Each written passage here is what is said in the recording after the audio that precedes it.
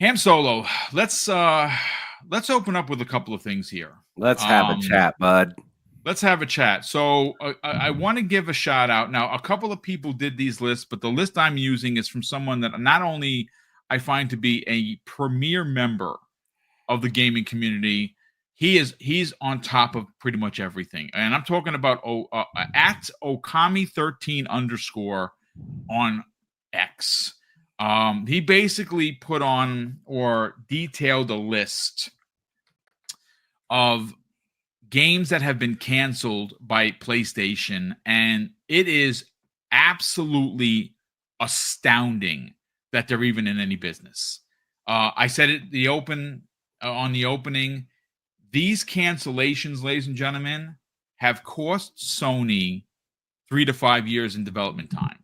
Because you got to remember, this isn't copy and paste. These games are expensive. It's a lot of man and woman power to get these games to work.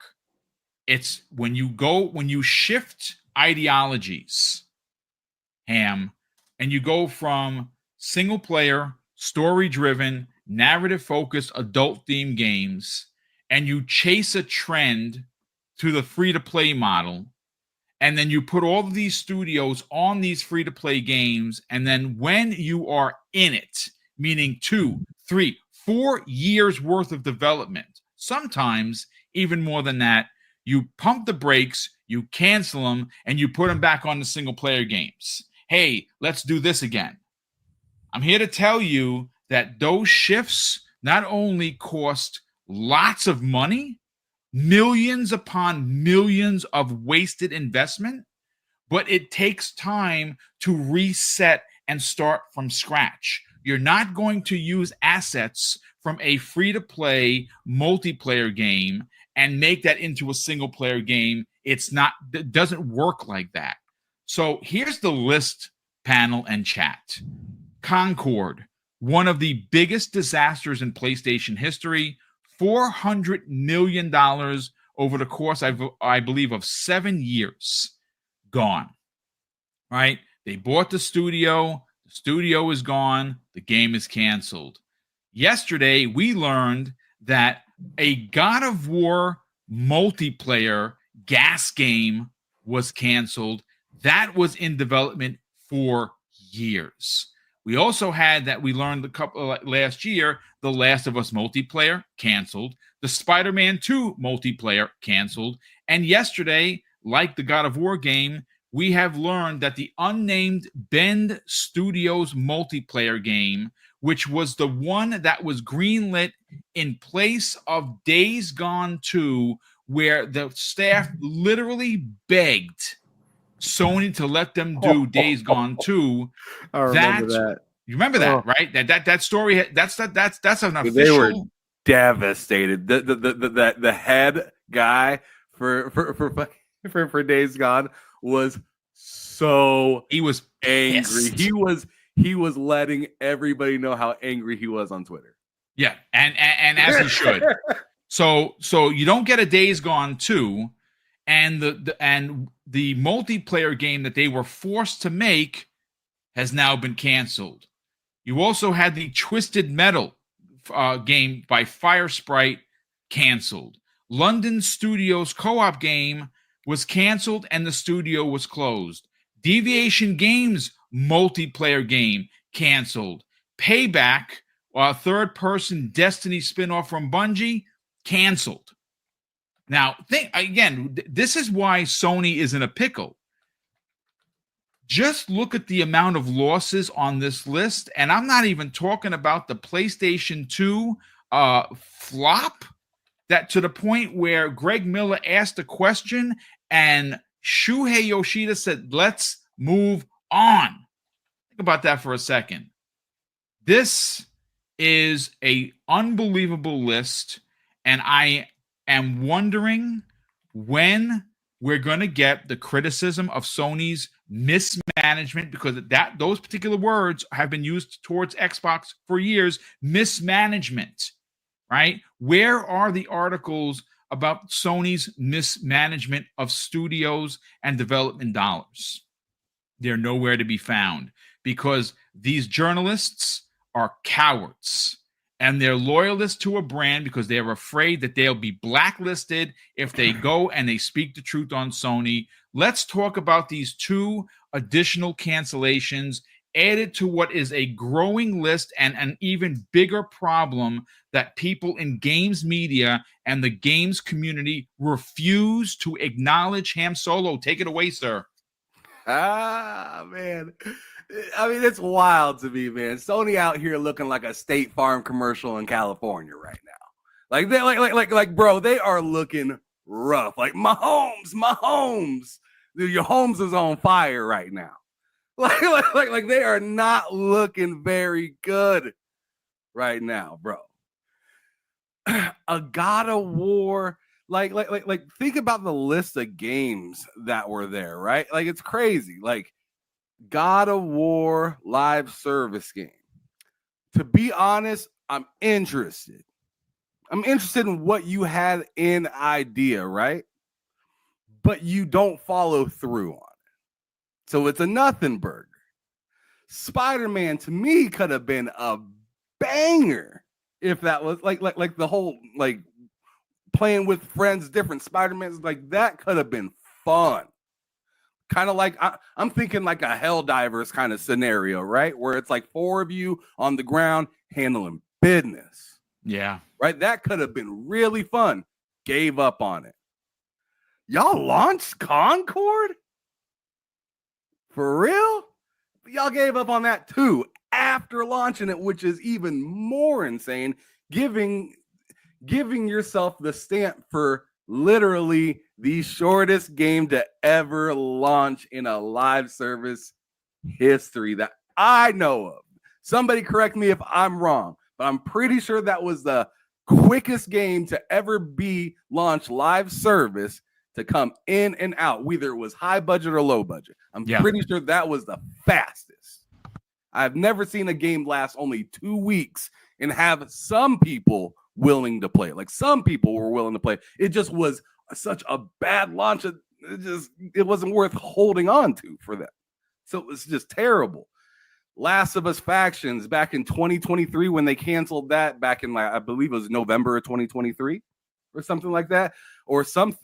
It was either November 2023 or December, but I remember prior to that it was put on ice and everybody was like, oh, it's still going to come. I even thought, hey, it would be smart of them to maybe put it on ice until they can figure out what the best thing to do with it is, but don't cancel it. Like I was even in that camp of like, this is a big thing. You invested in a TV show for it. Oh, which reminds me of Twisted Metal. Yep. Twisted Metal, another game that was in development that got canceled, got canned. You got Mackie out here acting a fool, getting y'all money on Peacock. That show was good. To me, it was excellent, dude. Watching, excellent. I know the snobby pinky out people. They were like, "Yo," and they're coming out with a season 2. Ham, come on, bro. So that's fine. That's fine. I'm fine with that. But I enjoy entertainment, and I felt like it was entertaining. And I like the actor. I like Anthony Mackie. I think he's a dope actor. Great actor. Yeah. So, but you did all that work to get a TV show for multiple different IPs of games. And then we're all thinking, man, all right, well, live service probably incoming, right?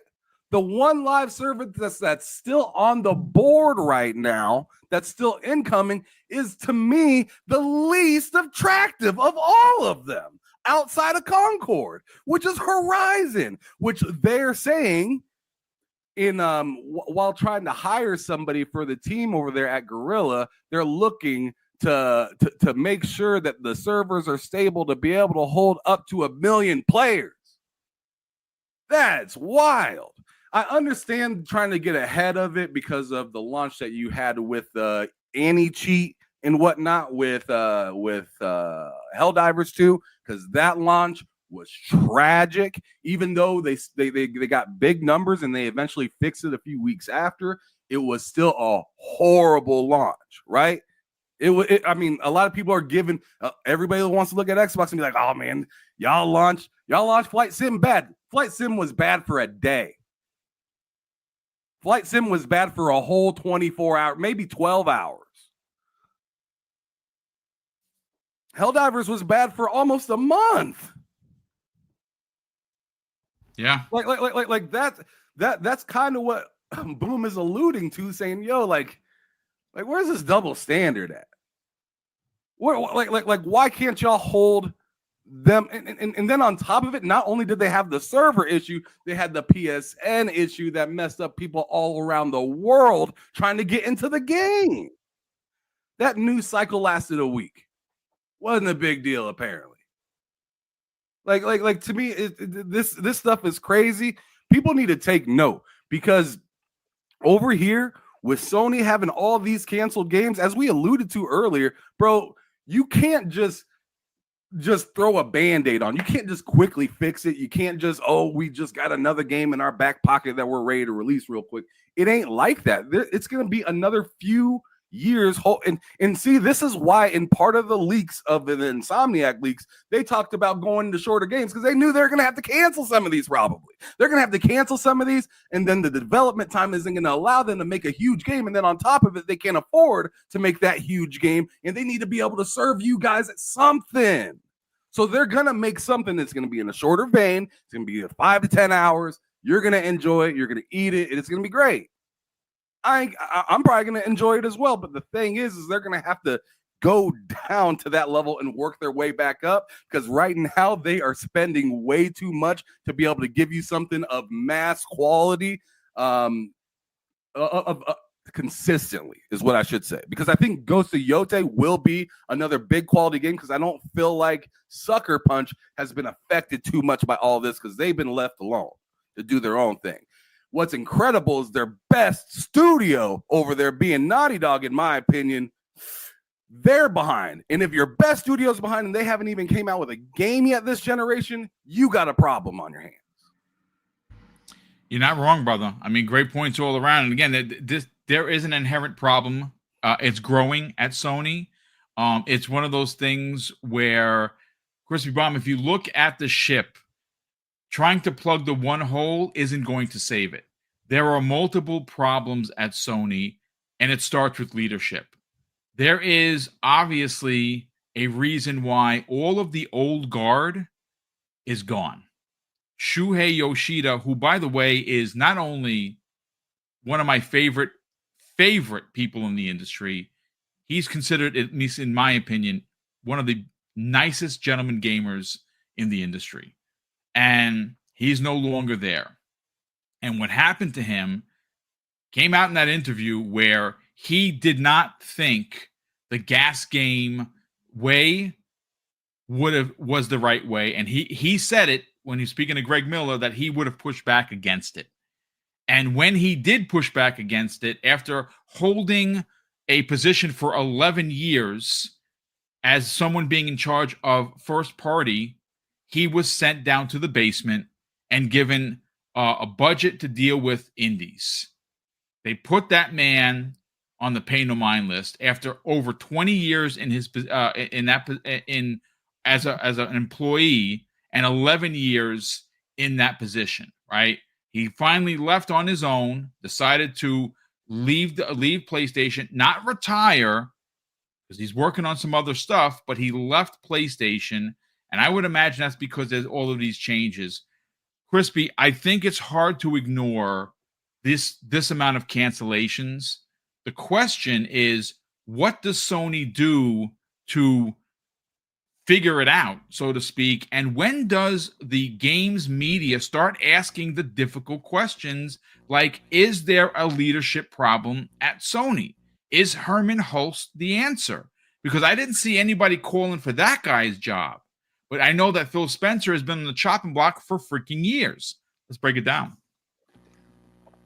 You know, I look at the entire gaming landscape at this point as like a trash fire.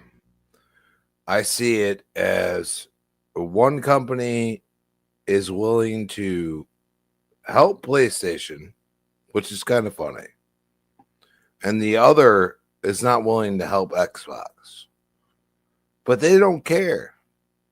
Microsoft doesn't care. They want you to buy their game. If it's at full retail, they don't care. This is where I go and say, like, there is something for PlayStation or stands to watch in a week. And guess what? It's Doom to Dark Ages. It's right there in front of your face. Now, am I already subscribed to Game Pass? And do I love Game Pass? And I think it is the greatest thing since I could go shop at Blockbuster. Yes, I do. I think the plethora of games that are in front of your face far supersedes paying how much for PlayStation still? Even a PS5, like OG PS5. It's still over 400. I already have a Series X. Been sitting there for years now. Like basically like first time adopter. Got it when I couldn't get it type thing. And it was thanks to one of my friends, which I appreciate. But seriously, like, you know, when the stock was low, I got it for the price I thought I would be able to pay for it. You look at it now, the landscape.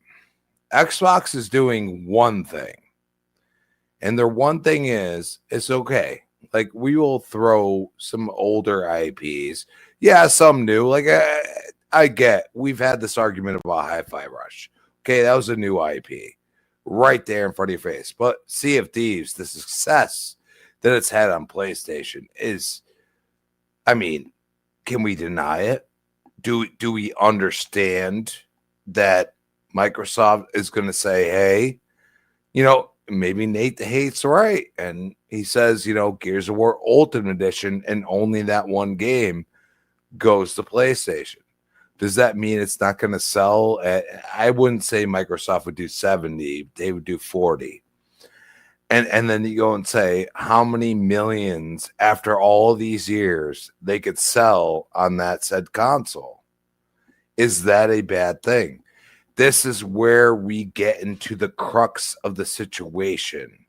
And we say, okay, like Helldivers 2, it actually did really good. But it was also on PC. Yes. So we look at that and we say, okay, all right, Days Gone got a bigger following after it released on PC. Right? I mean, it literally like superseded what the PlayStation fan base was willing to deal with. Okay. We on Xbox, we play multiplayer games. I understand like some of the stands don't understand that. That's okay. But recently, I mean, Xbox has been like single player. Oh, it's on Game Pass though. Single player. What are we talking about here? We're in a different realm. And I think that's where the disconnect is with the ones that, you know, like they follow the stands, but they don't necessarily read what they say. They just agree with it. And then I go and call them out because, I mean, Boom knows I follow a lot of stands unless they block me.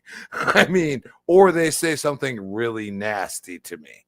You know what I mean? You know, personal stuff, which is weird. I mean, seriously. But we have to realize that PlayStation doesn't know what to do. They don't.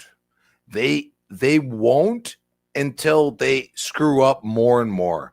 And right now they're on this, like, basically that boulder's coming down the hill like Indiana Jones, and they're running from it. And they don't understand what to do to stop it.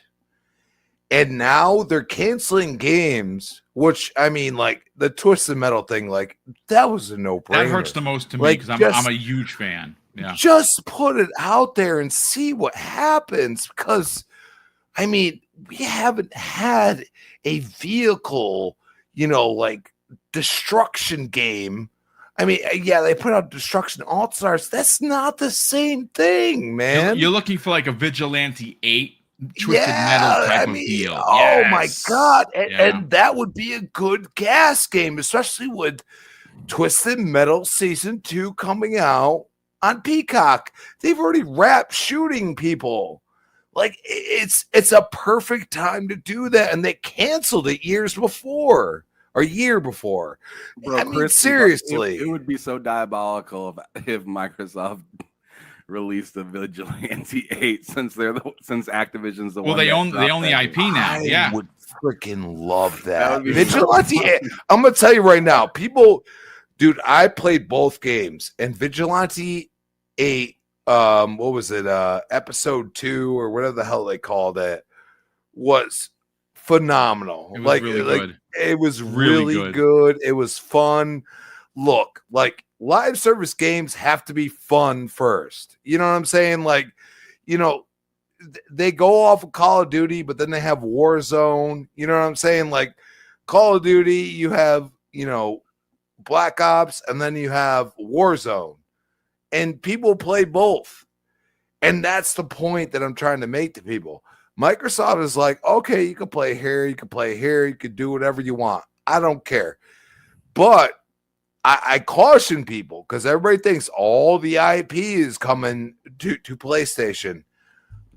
I question you, because I think they're strategically saying, okay, I mean, 10-plus-year-old game, by all means, have it. And we'll even, like, you know, make it better on PlayStation.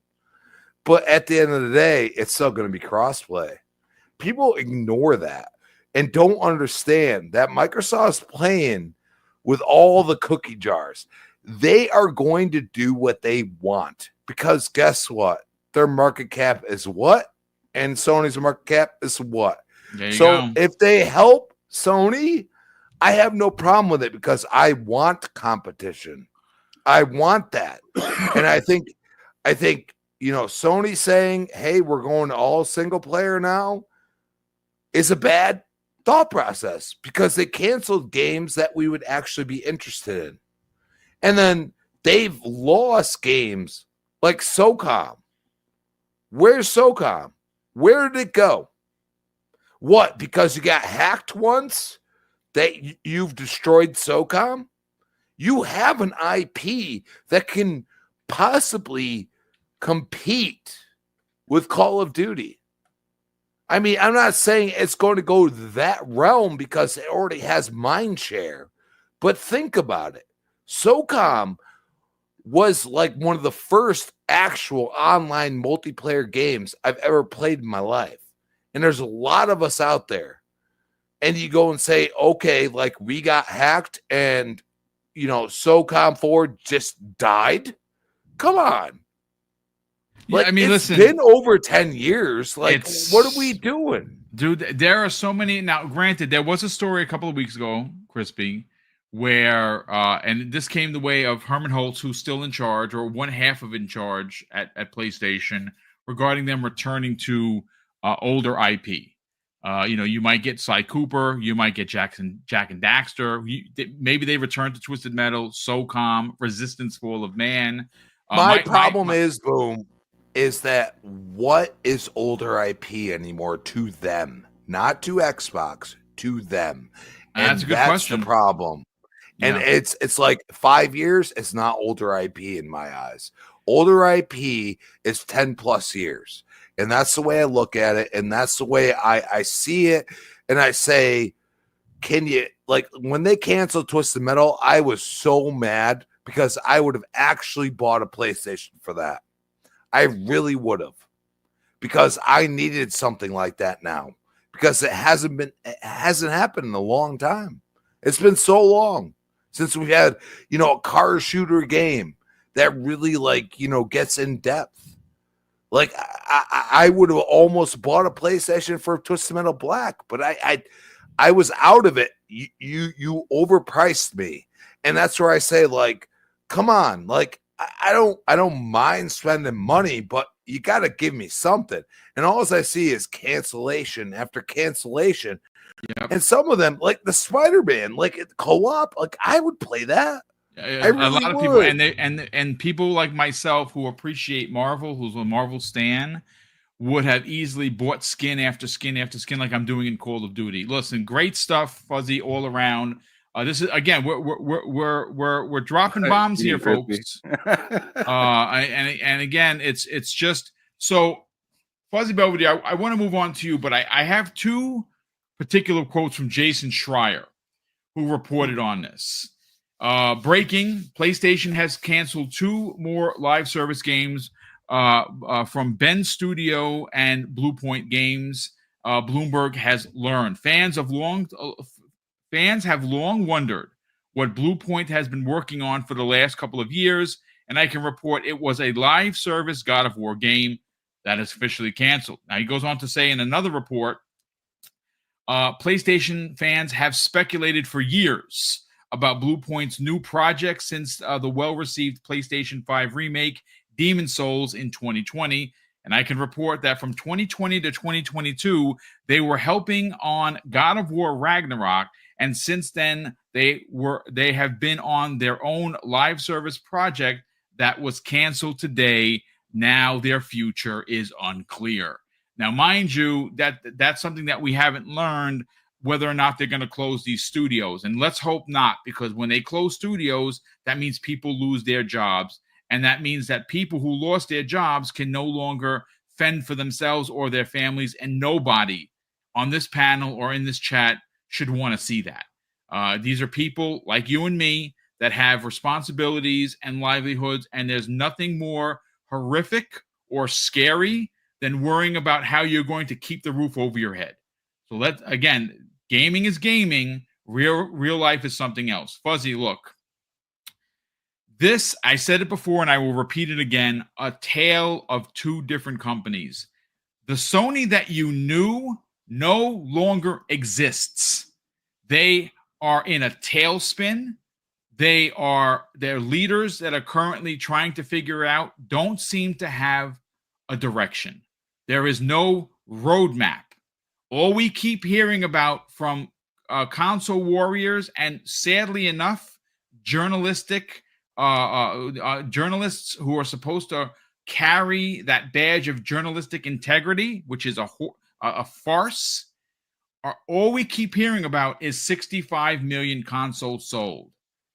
Folks, grow the F up. It's not about console sales. Yes, are they still important? Sure. But you cannot consistently cancel IP, cancel games, close studios, pivot, repivot, and then go back to changing again without delaying your first-party games. This is why their ideology has been money hat, money hat, money hat. And those windows are now closing because Square Enix, one of their biggest benefactors for exclusivity, has said no more. And that is why they have the quote-unquote China project, because they are now working with indies in China to try and lock up those games, because that is all they have.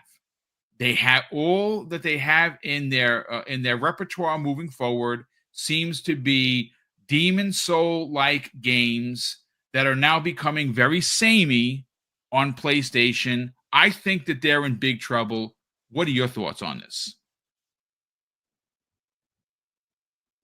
Sorry about that. I was on mute. It's troubling to me that, given that Jim Ryan, before he left, had made mention that they wanted to do somewhere between 10 and 12 games as a service. Correct. There were a lot of games that they wound up canceling within the first couple of years of that initiative, which I guess may have saved them some money. But in the grand scheme of things, they're never going to recoup the money on the games that they canceled, much like, Scalebound, although people still like to bring up Scalebound as if it's always, this cloud over Microsoft. But nobody really talks about like the cancellation of factions, at least in the gaming media end of things, or talk about the Spider-Verse game that was canceled. And those are, and at least from our gamer eyes standpoint, would seem to have longer legs than what Concord have. Like, in all honesty, once Concord was canceled, I said, if I was like a higher up over at Naughty Dog, I would storm in somebody's office Herman Hulst's office probably, and say, let's just release factions tomorrow as is. Like whatever we worked on up until that point it was canceled, just put it out there. See if it earns enough players within the 24-hour period. I can almost guarantee you it would earn more players in 24 hours than the entire lifespan of Concord, both beta and launch. And that would probably be a better way to recoup some of that loss. Because let's not forget, they spent probably a couple $100 million to get that studio, and then the hundreds of millions to pay the employees and for the electric bill, the building or whatever, all the costs involved as far as that game being created, which is somewhere in the estimation of 400 million plus. That's a lot of money that could have went to another game. And in fact, that could have gone to Spider-Man 3, which Spider-Man 2 was already in the 300 million range. So that 400 million would have been probably better spent in Spider-Man. Although, come to find out, Helldivers 2 outdid Spider-Man 2 in sales, which boggles my mind. It's like at some point you have to realize either your formulas aren't working like they used to, or you have to expand or change. And a lot of people used to, rag on Xbox for making whatever changes they've made over the years. But in the grand scheme of things, they were probably looking at the metrics on the back end saying, well, we get players, less engagement from players on this, so let's try this. And sometimes to our unhappiness or whatever you want to call it. But in the grand scheme of things, they're stronger for it with a strong roadmap for the next few years. Sony, on the other hand, just has a movie roadmap or TV and animation series roadmap, which, they have Ghost of Yotai. Yes, they have Intergalactic, which could be 3 or 4 years out. But much like you had said earlier, how long before we do see a Last of Us 3? How long before we see what Sucker Punch's game might be after Ghost of Yotai? Like, are they just going to be the Ghost of Tsushima or Ghost of Yotai studio? Are they ever going to go back to Infamous at any time? When it comes to with Sony Santa Monica, are they only going to be a God of War studio? Are they ever going to try their hand at another IP? I mean, at some point, people have to look at what the overall is, what Sony is doing versus what Microsoft's doing. A lot of those studios, was it nearly 4? Well, I know it's at least 30 plus studios. Some people say 40 studios, but like each one of those studios has multiple teams, and each one of those teams is usually working on a specific project, or they're the backup doing a lot of the continuous or ongoing content for said game that they've already released. So there's a lot of things already stacked up, which, knock on wood, I haven't heard any cancellations. Like, if anything, you would have thought Everwild would be that title that they would talk about being canceled, but we're probably going to find out sometime this year when that's being released. Things have actually turned around on that. They got their heads focused on that game as well as still doing content for Sea of Thieves. And they even were able to port it over to PlayStation, which it sold, a lot better than I think even Xbox anticipated or Microsoft anticipated with Sea of Thieves. But all things considered, when is Sony going to wake up and realize when your competition has 2 or 3 games in your top 10 most played games on your platform, that's less money you're taking in from those said customers. Sure, you're getting the 30% on that, but Microsoft, your competitor at that point, is getting the 70% on each one of those. Sure, they have the cost of the studios and staff and all that stuff, but that's more than double what you're getting. And even if there's some high costs of operation for that, it's not usually going to exceed the 60% mark or anything around those lines as far as how the things are divvied up. Like, anybody that believes that Microsoft is going to put less money in their pocket than Sony will at the end, which, you could say Sony's pure profit because all they had to do was just, allow the game there. Well, they still have server costs and things like that involved. They still have other operating costs involved, but all of that aside, they don't get the game for free. Yeah, exactly. So there's still money coming out of their pocket in general. And it's not going to be to the same extent as what their competitors doing. Like, they rely too heavily, like somebody said in the chat, they rely too heavily on Call of Duty money.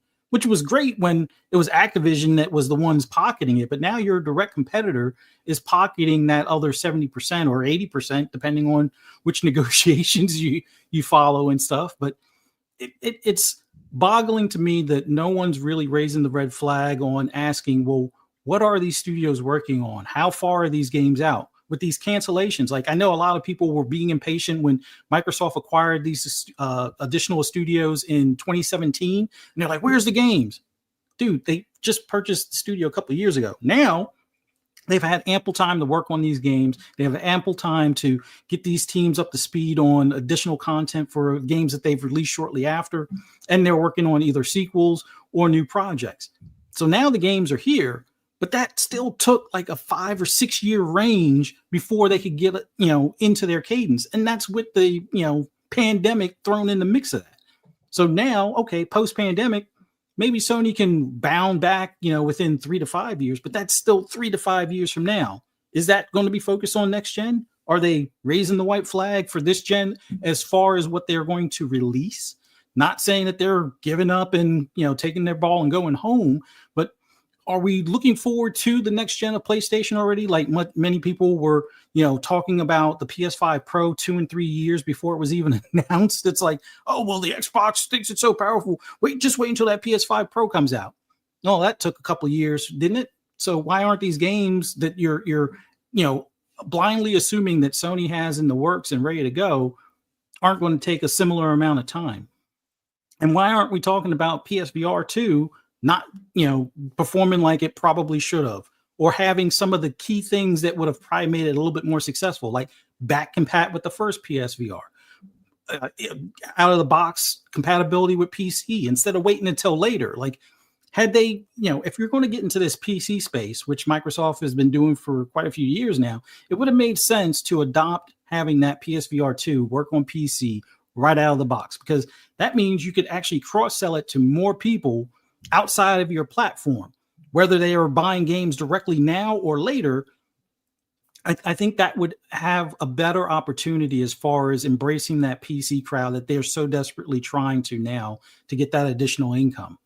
And then looking at how they restructured their subscription services, and you're not getting first party stuff, which fine. If you're going to champion that setup, that's great.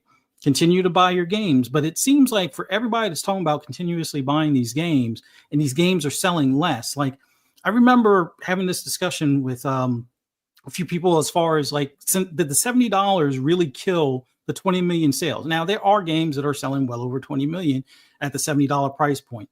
Although some of them are more PC focused, which we all know PC is going to, go to CD keys or places they're like and get them for a discount. So things like, was it Black Myth Wukong? Yeah, that did 20 million in sales, but I would say less than a tenth of that was on PlayStation.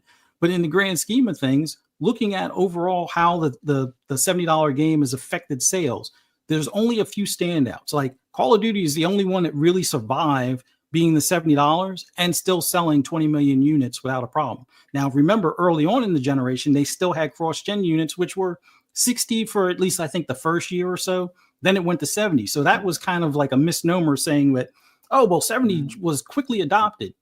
Now we're seeing games sell slower. Yeah, they get an extra $10 per person, but they're actually selling less of them. So now it's almost like, do we see this, price bump, which Sony was originally the guys that wanted to make it 80 instead of 70. And I think, people from Take-Two and a few others talked them off that ledge, but it just feels like nobody in the Sony camp is really paying attention. They're so blinded by what Xbox is doing and, waiting for games from Xbox as opposed to knowing where the games are coming from PlayStation. I mean, sure, you can get a money hat here and there, but wasn't the whole conversation or the arguments and console warring before about the exclusives? And if your exclusives from your first party aren't really showing up and getting canceled left and right, yet when Scalebound was canceled, it was like, oh, well, no, that's it for Xbox. So how many games were canceled? What was it? 6 games in like the past year or so from PlayStation, and no PlayStation's dead article? No, none. So I don't know. If I was a PlayStation only person, I would be looking forward to possibly either Apple or Amazon stepping up to bail them out. Be that sugar daddy that they need, because they're running low on the purse strings right now. And people can clip this all they want and be like, "Oh, he has no idea what he's talking about." But it's like, if you're not seeing the writing on the wall as far as how they're releasing less games, Yoshida was saying you should buy the remasters so they can afford the. Well, he didn't say it this way, but yeah, we're gonna break that down. Buy the remasters so they can afford to make the new games. That's what he's essentially saying. Like, if you don't buy the remasters, well, they just wasted all that money and talent doing that remaster.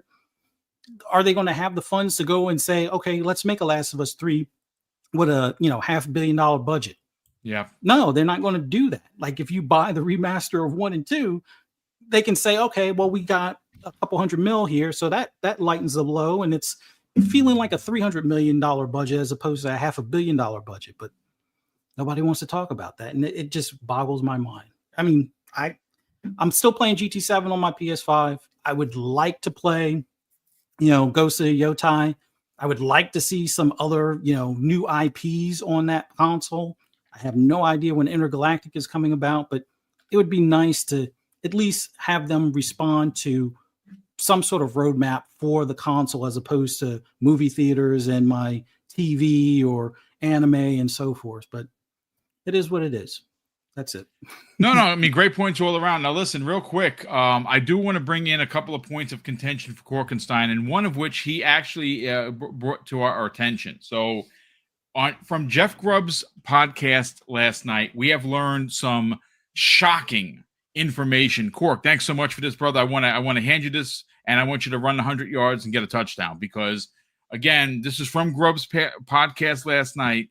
Regarding the PlayStation canceled games, and according to what Cork brought into, and again, this is directly from Jeff Grubb. Apparently, it was because of Concord. Quote, "This happened because of Concord. Like, this should be clear.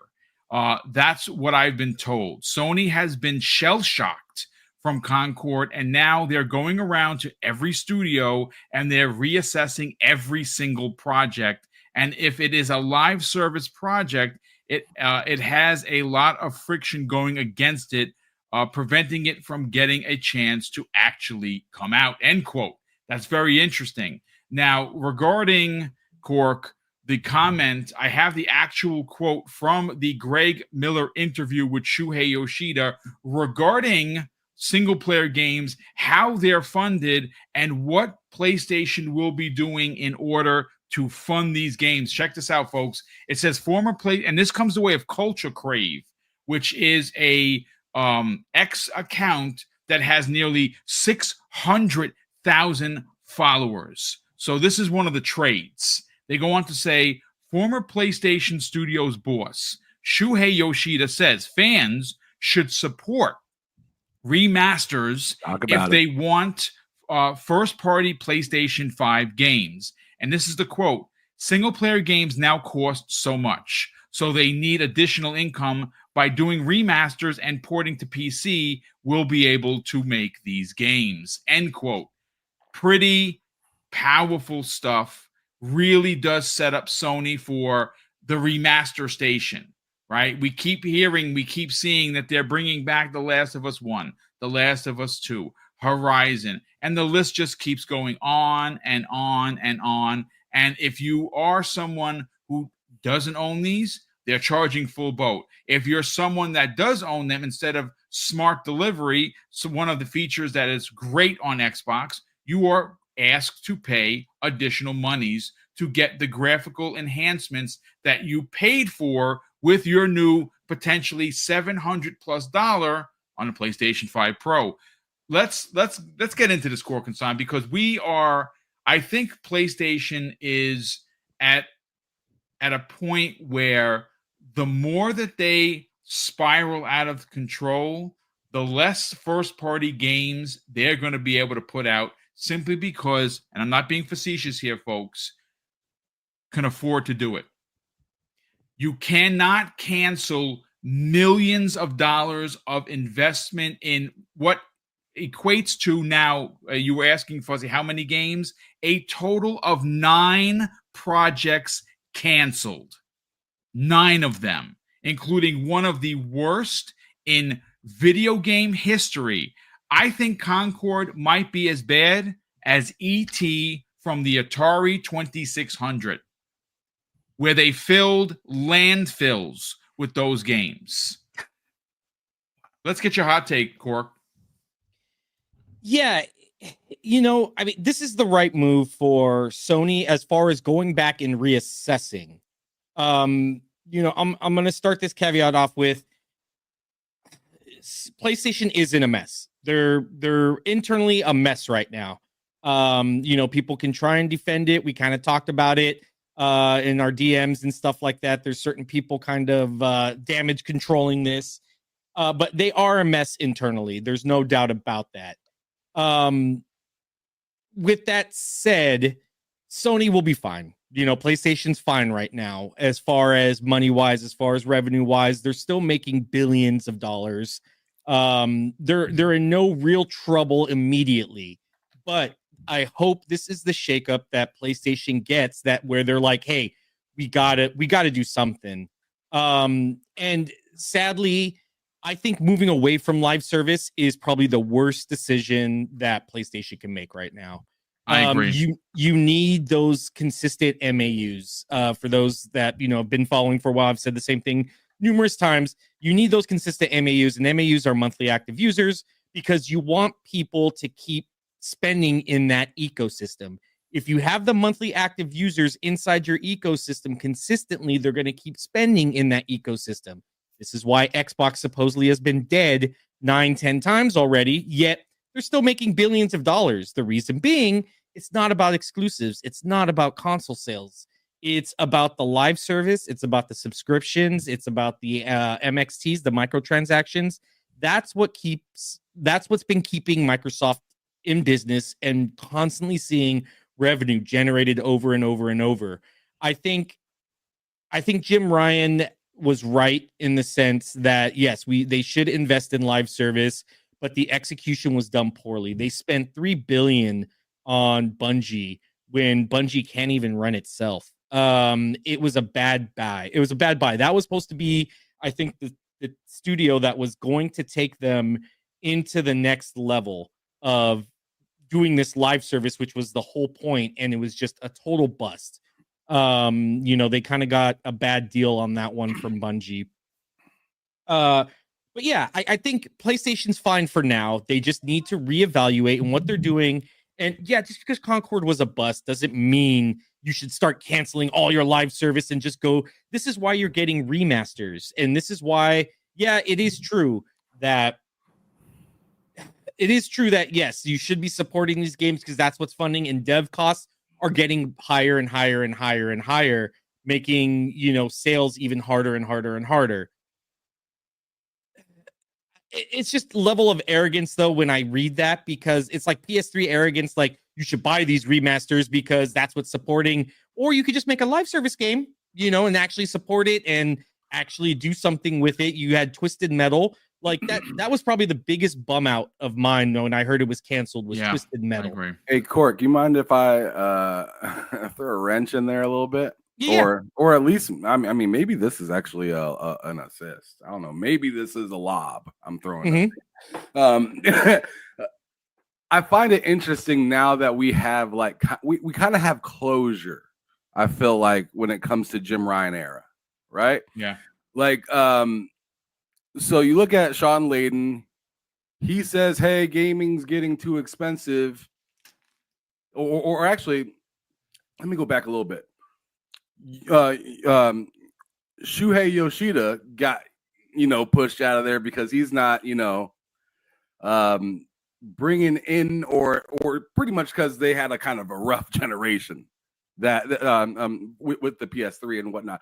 Then comes along Sean Layden, which he ends up getting pushed out because he's saying, we're spending a little too much money on gaming, spending too much.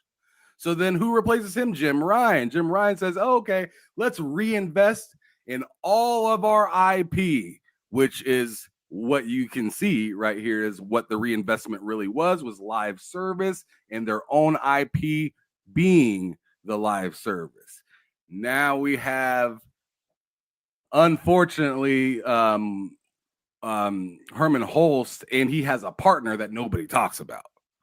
He has a partner that nobody talks about that literally just does like the hardware side, I guess, right? And he has to pick up the pieces in the midst of Hiroki Totoki coming down saying, y'all don't know what y'all doing. And I'm tired of it.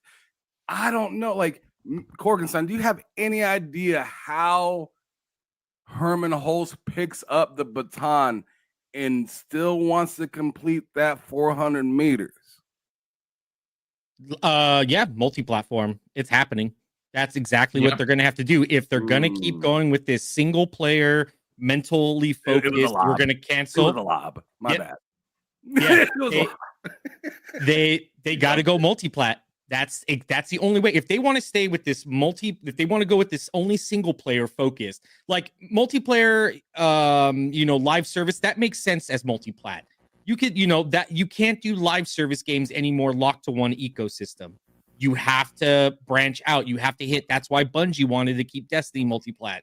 They needed it. It's not because they wanted to. It's because they literally needed it to keep in business. Marathon, same way.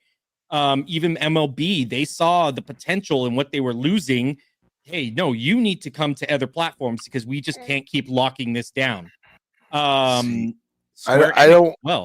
can't look, man. Like when Sony's trading at under freaking GameStop, there's an issue. Okay, like there's something going on, and I think that's the problem. They're not.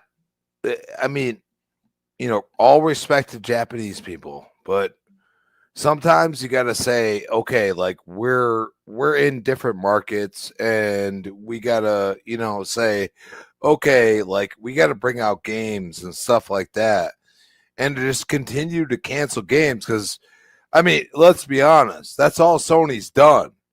Okay, like for the past 2 years, basically. Okay, they cancel games. Goes to Yotai. Okay, great. All right, what else you got?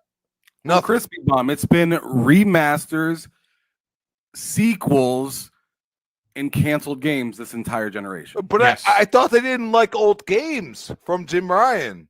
Okay, very interesting. Let's look at the camera like that, here. Okay, like don't look at the camera like that. I understand. Like I love old games that need a little, paintbrush. Like, hey, like we can make this look better. But lately, it's been not so great, and especially coming out with a new console, there's a problem here. Okay, and the problem is that all y'all that bought that PS5 Pro, which I was interested in, but they gave me nothing. Okay, I want to play games. I'm not just going to buy it to like stream to my TV or something. Like it's not going to do anything more than the Series X does. So what are we talking about here? Okay, like we're talking about you don't have any games except rehashed, remasters, and a couple games that are sequels now. What are we talking about? Well, I think what we are seeing happen here, and Cork, I do want to bring you back in to finish up the point, because you said that you think that this multi-plat strategy, something that Xbox has been piled on, kicked in the ribs, and thrown into the gutter by everyone, okay? Even some Xbox fans are appalled that they're doing this. The industry is changing. And right now, unfortunately, big changes have to happen in order for your favorite platform to live, to continue on. Microsoft normally gets all the arrows. They are ahead of the curve.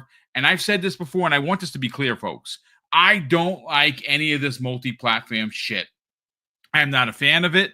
I like games where they're supposed to be, but I'm also very old. My first console, it was 1978 with the 2600. So I have an old mindset, but I have also adapted with the times. I'm not going to be left behind. So when something goes to PlayStation, okay, it's going to go to PlayStation. But at some point, Cork, and we're going right back to your point, PlayStation may not want to do a multi-platform way of doing business. They may be forced to. And the first one that I see going is Helldivers 2, which I had reported on speaking with somebody in the middle of the year of 2024 that was a game that Sony was seriously considering bringing over to Xbox. And you know what, folks? I don't know for sure if that's going to happen, but if Sony wants to make money, they'll release it on Xbox because it is a multi-platform game where they can do cross-play, and people on Xbox would gladly line up to buy that game, and I'm one of them, and I already bought it on PS5. It is very easy money, but they and the problem with Sony right now is they are a very antiquated company. They have been, and again, you got to remember, yes, there's a big office here in America, but Japan, Sony, they are very old school minded. They have the old school mindset where we do things, it's our brand, we don't put it anywhere else. That is not acceptable anymore. And the sooner they learn that, maybe they'll increase their stock past $21 versus Microsoft's $422. Big stark difference there. Please continue your point about the changes. And more so, I do want you to reiterate your thoughts and your points on the cancellations and how that actually hurts Sony's bottom line ultimately. Yeah, I mean, these are the games that they really, really do need, but I get it. You can't, I mean, the thought process is there. God of War's big. God of War sells. God of War is, a staple of PlayStation. How can we generate more money from that IP? Let's make it live service. But in reality, how would you do that? I can't think of a great way that just isn't recycled gameplay. You have to find out some way to make it work. And that's the part where I think Sony's just kind of throwing stuff at the wall, hoping it sticks. But that's just not the way with live service, especially with live service being such a gamble now. You're seeing a lot of companies try and come out with live service games that are just falling flat. You have Helldivers 2. That was a pretty good success. That was heavily carried by the PC crowd anyways, by the way. But I'm trying to think of another one that's came out. See, that's kind of the hard part is live service is a big gamble, and I get Sony being scared. It's hard to dive into something that, like you said, you're going to spend millions and millions and millions of dollars and not see that revenue come back at all, or at least have it longer than what you expected it to. Well, maybe Cork and Son, they should go to the classic way of what we used to love in video games is what I feel like Space Marine really set themselves up for success by not only having a story in co-op, but also having a whole, side kind of live service thing going on where you can, battle it out with other people. Very similar, like they have the recipe with Destiny. They literally have the recipe with Destiny, but they just don't know how to implement it properly with other games for it to make sense. As you just said about the whole God of War thing, it doesn't make sense. How are you going to get a season 6 out of God of War? How? But see, that's the thing. Destiny is very antiquated in itself. Like that model doesn't work anymore. You have people that are Fortnite, Fortnite and Call of Duty. These are games that trying to get people outside of the ecosystem of the gaming ecosystem that they're already in and to a new live service is incredibly difficult. And like I said, Destiny kind of shot themselves in the foot with a lot of the stuff that they did. They're not as great as Destiny once was. And this is coming from an avid Destiny 1 player for years. I played Destiny. I absolutely love Destiny, but the direction they went because of one horrible mismanagement from Bungie, they were forced into having to put something like Eververse in, and then FOMO came about, and now Destiny is kind of a shell of what it used to be. This amazing game that just isn't there anymore.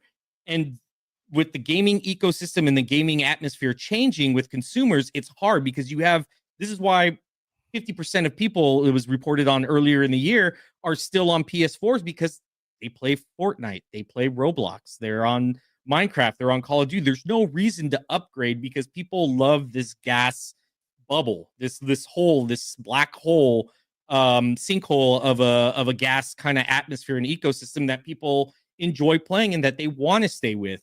It's hard for people to break outside of that bubble and to get people replanted in a new ecosystem, in a new live service game, when that's all they kind of play right now. It's a gamble. And I get Sony wanting to branch out and try and get into live service and kind of being a little hesitant with it. They just got to be really, really smart with it. And they just haven't put themselves in a great spot. Bungie, like I said, Bungie was probably the lifeboat that they were looking for, and it sank as soon as it hit the water. It was just, they didn't set themselves up for success for live service. And that's why they're focusing heavily on remasters now and trying to get this stuff out. And they're looking at other developers to kind of carry that foothold. But everybody's already seeing, I can't lock these games down to one ecosystem anymore. It's going back to what I was saying earlier. You're gonna end up losing a large part of your consumer base locking to one ecosystem. And every developer is seeing that. That's why Square Enix is like, nah, we're going to Xbox too now.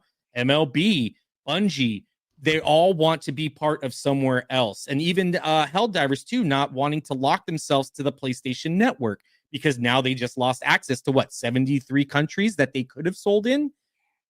That's the mentality, is you have no choice right now. Nintendo only gets away with it because their games are so low cost to develop. They don't have mocap. They don't have high quality graphics. They're not pushing, the 5090 graphics or that kind of, their gameplay's simple. They don't have a lot of crazy voice acting. Their hardware isn't the top next gen kind of hardware. That's the only reason why. But I guarantee you, if for some unknown reason the Switch 2 flops, they're going to be looking at multi-platform sooner than later. Stellar Blade want to spread them wings. Yeah, I mean, look, it's big changes are coming to the industry, folks. We all have to understand that market disruption, and again, shout out to Hargi Chani, who's in the chat, who specifically does try to bring that point home. Market disruption changes up the game. And unfortunately for the market as a whole, things are more expensive, whether it be chips, whether it be development costs, whether it be rent for these studios to actually build the games in. Everything is going up in price. And the games are still, and I mean this with, a giant hopium that we don't see for next generation. They go up to $80 because there are rumors and talks about the next Grand Theft Auto costing $100 for entry. That to me would break the internet, and it would break people as a whole. I don't think anybody would buy games wholesale. They'd have to wait for a sale because, again, that's where Game Pass comes in. And that is where and why people will start flock toing it, because there's going to be so many games this year that are AAA bombs that we know of. It is going to be the biggest year in Xbox first-party history for releases, and that is all going into the service day and date. There is going to come a point where people are going to look at that service and say, I need to live there. Now, whether they move their whole libraries, I don't think that's the case. But Sony, getting back to them, find themselves in a position I don't think that they could have seen coming, and a position that I don't think we've ever seen the brand be in. Now, granted, Shuhei, during that 2-hour interview, talked about how Sony almost went the way of the dodo after the PlayStation 3's launch. If it wasn't for their TV business and their receiver business, PlayStation would have been closed down. Those are words coming out of his mouth. Go watch it.